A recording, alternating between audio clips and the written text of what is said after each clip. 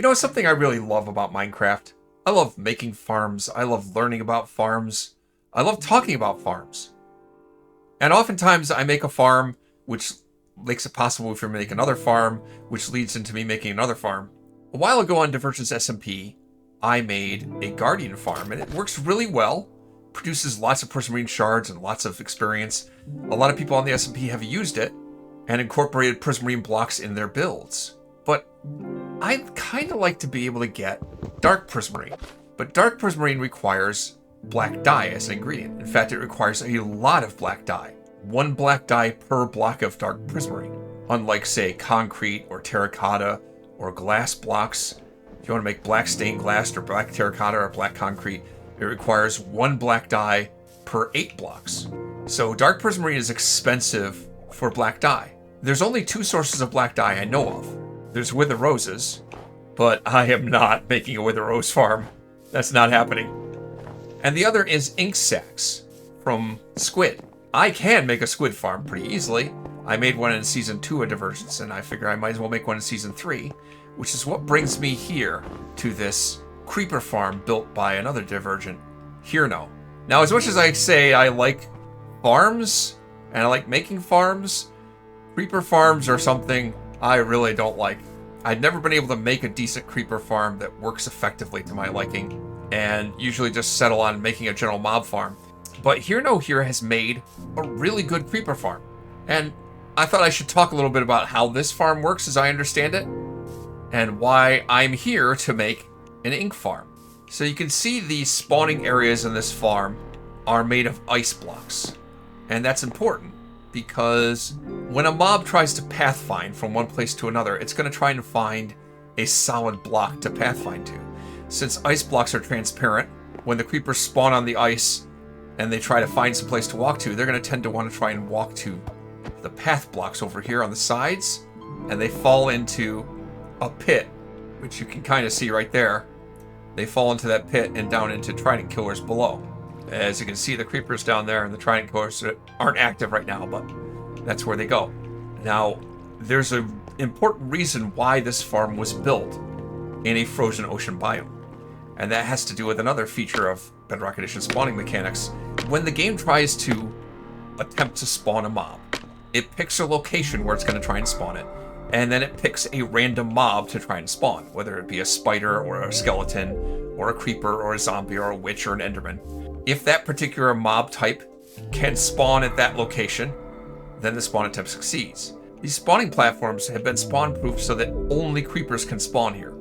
There's no room for spiders to spawn, there's no room for zombies to spawn, or endermen or witches, so only creepers can spawn. So any spawn attempt that's not a creeper will fail. But in a frozen ocean biome, skeletons don't normally spawn, only strays. It's a variant of skeleton. But strays only spawn above ground. And since this whole farm is underground, that's one less random type of mob that might attempt to spawn other than creepers.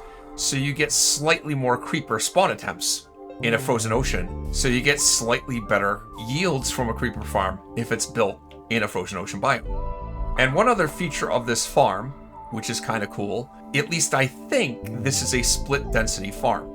The way a split density farm works, there's a mob cap, a limit on how many mobs you can have within a certain area at any one time. When the game attempts to spawn a mob at a certain location, it checks to see if there are already too many mobs within 4 chunks in every direction from that spawning location. And if there are too many mobs there already, then the spawn attempt fails. These 2 platforms, I think at least, are exactly 4 chunks apart from each other, so that mobs that spawn on these platforms on the north don't count for the mob cap for mobs attempting to spawn on this platform on the south. Actually, this is north. This is south. But whatever, you get the point. So by having those 2 spawning areas exactly 4 chunks apart from each other, you get much better productivity. You're essentially using 2 different mob caps for these 2 different areas.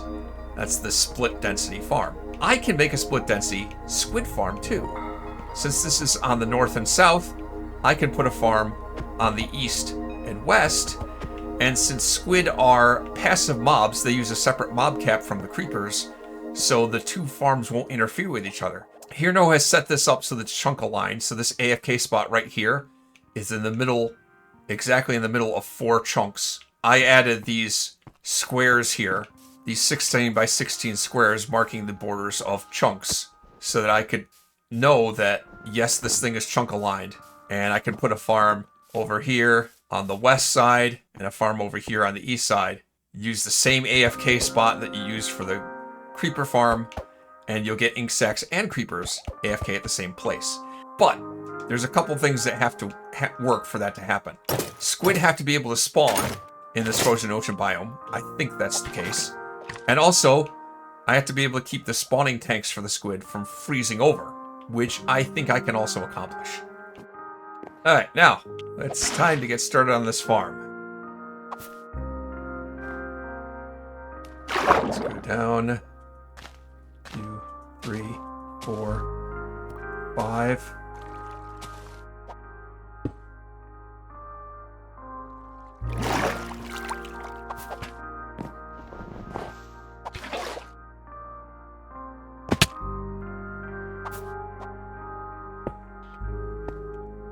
One, 2, 3, 4, 5, 6, 7, 8. I'm building a tank that's going to be 48 blocks long, 13 blocks wide, and 7 blocks high. But underneath it, I'm going to have a rail system with hopper minecarts to collect the ink sacs. And that's what I'm starting with, a platform for the hopper minecarts.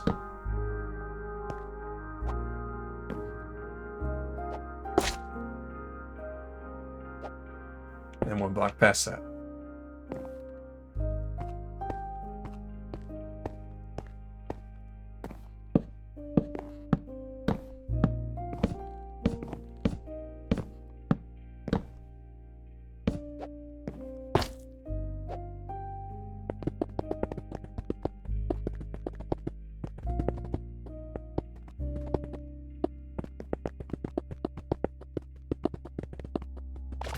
Platform these rails are going on, the block type doesn't particularly matter. I'm using sandstone slabs because I acquired some sandstone from Married in Minecraft. They've been working on Seatown. They're a village improvement in a desert, and they had a lot of sandstone there. And I'm making it out of slabs because it conserves blocks. These blocks here are full planks because I'm going to put levers underneath them and power these blocks, and that's where the powered rail will go. As I said, this is 48 blocks across, so I went from the central point 1, 2, 3, 4, 5, 6, 7, 8 blocks, and then a full block where the powered rail are going to go. Then another 14. 1, 2, 3, 4, 5, 6, 7, 8, 9, 10, 11, 12, 13, and the 14th block, another solid plank that I'll put power on, so I have powered rail there, and then 1 more block out from there. This should be 48 blocks across. Alright, now I have to set up the powered rail. I'm going to need how many levers? Well, there's 13 blocks in each row, and there's 4 rows, so that's 13 times 4 is math. I'll just make a stack of just make a stack of levers.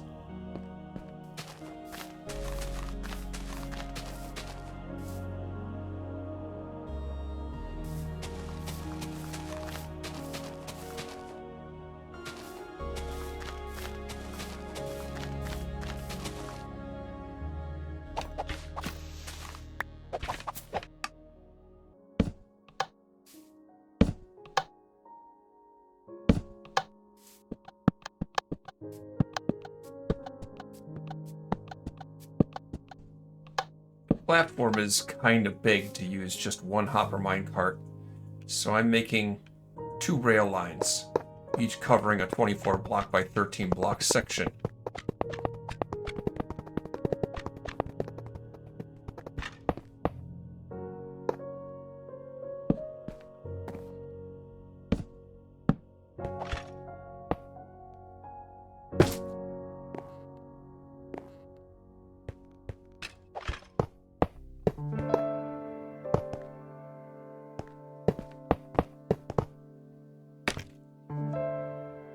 There's the rail system. Now I need couple of chests to unload into. Chest there.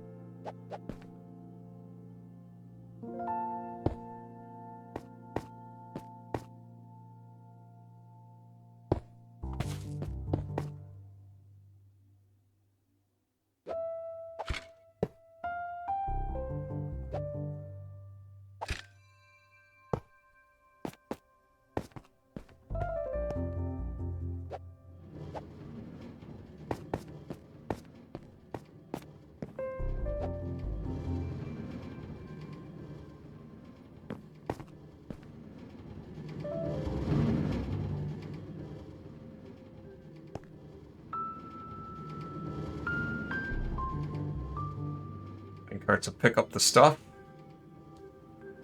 When they get to the end, they should stop to unload.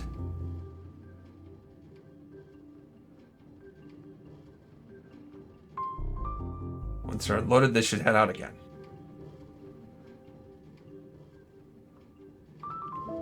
Okay. I think I'm being dumb. I should put on some elytra. I'm working really high up, and there is going to come a point where I might have to fly out of here. While I'm at it, I'll put on Frostwalker boots. Now, the entire floor of this farm could be made up of magma blocks. That's why it's helpful to have Frostwalker boots.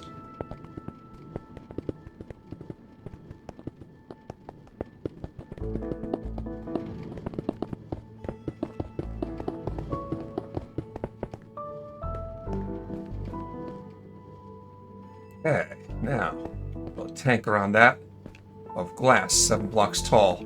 But not just glass. Although I've seen no notes in the wiki about this, it's been my experience that squid don't spawn in the dark. They need a certain light level. So in order for this farm to work at night, I need to heavily light it up.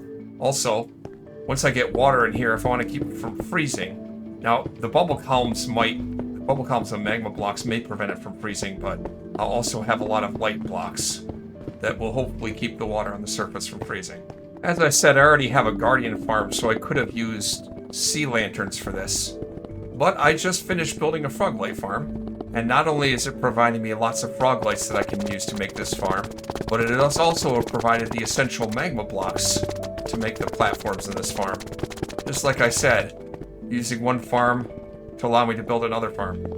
So I'll put another layer of frog lights up here. Snow won't accumulate on top of these bright lights.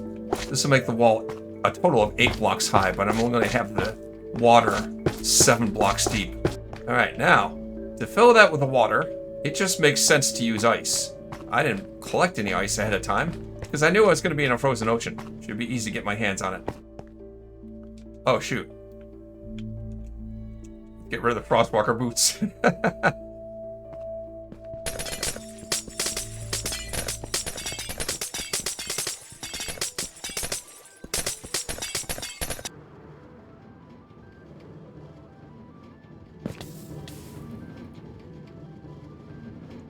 Put your shoes back on.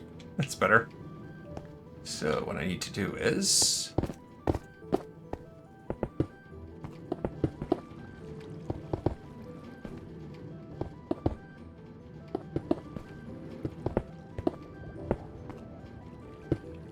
Well, I can tell the farm's working because I already see some ink sacs on there. I'm covering 2 sides of this farm, 7 blocks high with ice. All these frog lights I've placed along the wall should get all the ice to melt. And once it all melts, the whole tank should fill in. Should be very satisfying to see it all fill in once all the ice melts. This is 1 lonely block left. It should all fill in.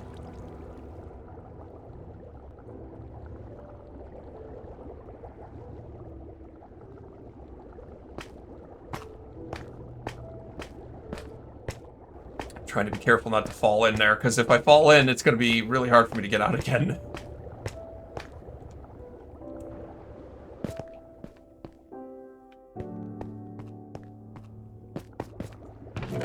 There's already some ink sacs in here. Now I go back to here.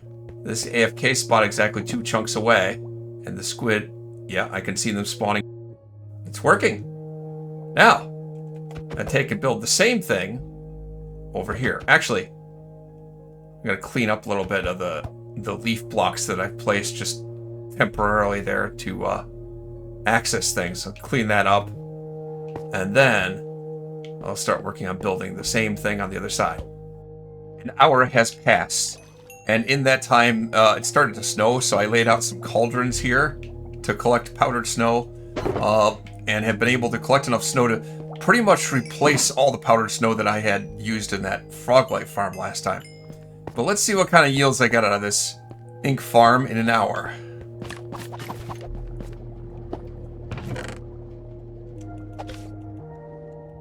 That doesn't seem like a lot. Remember, there's 3 other chests.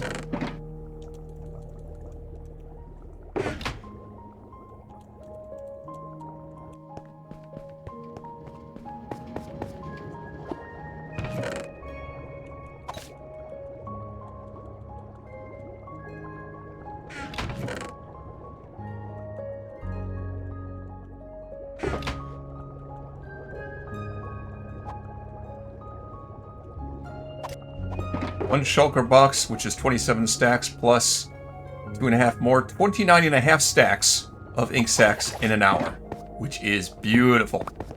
Now I'll have all the dark prismarine I could ever need that I could use to work on another build. And, you know, maybe rather than make a farm, I'll just make something that looks pretty. But I'll probably make a farm. And use dark prismarine in it. Next time on Amon Chooses Divergence SMP.